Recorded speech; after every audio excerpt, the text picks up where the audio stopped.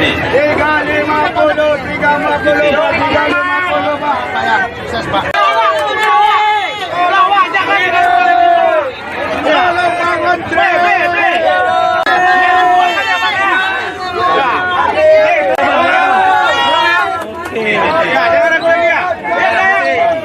Ya, kasih jalan kawan. Ayo, Pak. Ya udah ya. Ayo. Lurus ya, mundur. Mundur. Maaf ya, Pak.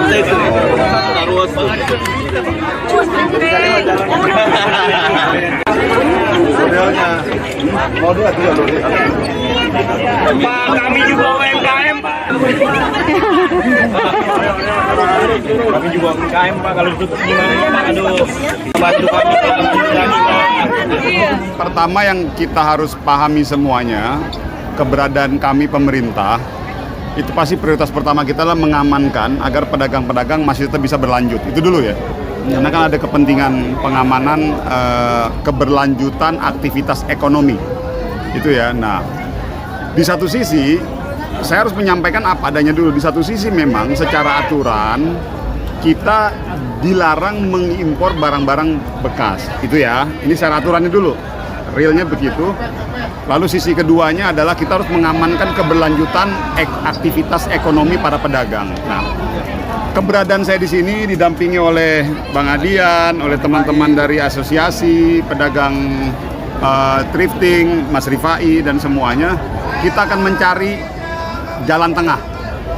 Artinya jalan tengah, solusi terbaik apa untuk menyelesaikan situasi ini.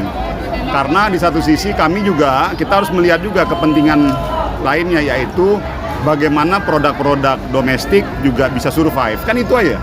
Ini kan semuanya kan di situ. Nah, saya ingin menyampaikan kepada semuanya, ini makasih saya sudah didampingi melihat kondisi di Pasar Senen. Saya dengar di Bandung juga ada. Nanti mungkin kita akan ke sana juga. Kita akan ke Bandung. Mana lagi? Di Tabanan. Di Bali juga ada. Kita akan ke sana. Kita akan lihat. Saya yakin di Medan juga pasti ada. Banyak. Di Medan ada. Nah, nanti kita akan ke sana. Kita akan lihat kondisi realnya seperti apa. Gini aja Mas, kita akan yang terpenting pokoknya kepentingan saya adalah pedagang harus berjalan aktivitas ekonominya. Itu dulu ya. Tolong dipahami ya. Saya kepentingan kami dan ini juga pemerintah kepentingannya di situ. Pedagang harus berjalan aktivitas ekonominya. Nah, nanti kita akan cari formulasi terbaik, formulasi yang bisa mengakomodasi semua kepentingan pedagang maupun aturan lain. Oke? Akan didorong jadi brand lokal, Pak. Kenapa? Jualan produk lokal. Kalau sekarang kan tentunya tadi juga teman-teman sebetulnya membuka diri juga. Sebetulnya di sini nggak ada masalah kalau misalnya mau dimasukkan brand lokal juga silakan aja. Karena menurut mereka marketnya juga segmentasinya juga macam-macam. Jadi saya pikir dari sisi itu no issue. Nah, nanti tinggal kita cari formulasi yang terbaik. Nah, kalau soal pajak, mereka yang berdagang di online itu kena pajak juga 11%. Nah, tahun 2015 PMK 132 ada pajak untuk barang baju bekas impor besarannya 30%, tapi PMK itu sudah dihapus. Artinya ada sejarah itu pernah dilegalkan, pernah diperbolehkan, dan negara pernah mengambil uang dari situ. Kira-kira begitulah. Kalau mau ke bawah kita bandingkan nih, tanya sama mereka apakah thrifting ini kompetitor? Bukan, karena ini beda lantai. Lantai bawah itu ada penjahitnya segala macam. Di Bandung, di Gede Bage, ekosistemnya terbentuk. Ada penjual, ada yang permak jahitnya di situ, ada tukang lipat, ada tukang cuci, ada kuli panggul, ada tulang gosok dan sebagainya. Ekosistem ini sudah terbangun bertahun-tahun, berpuluh-puluh tahun.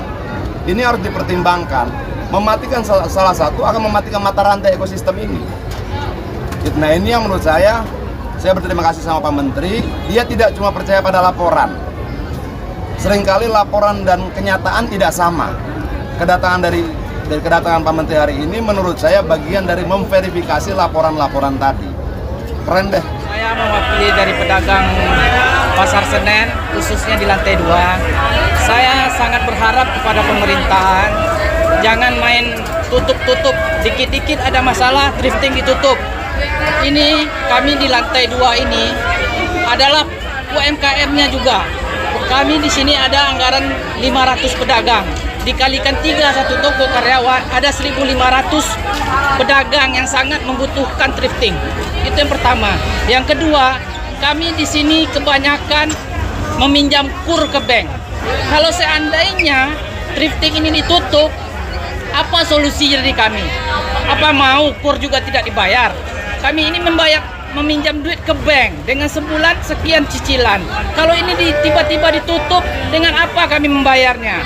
Jadi kepada pemerintahan, kepada yang berwenang, apalagi kepada Pak Prabowo, kami sangat cinta Pak Prabowo.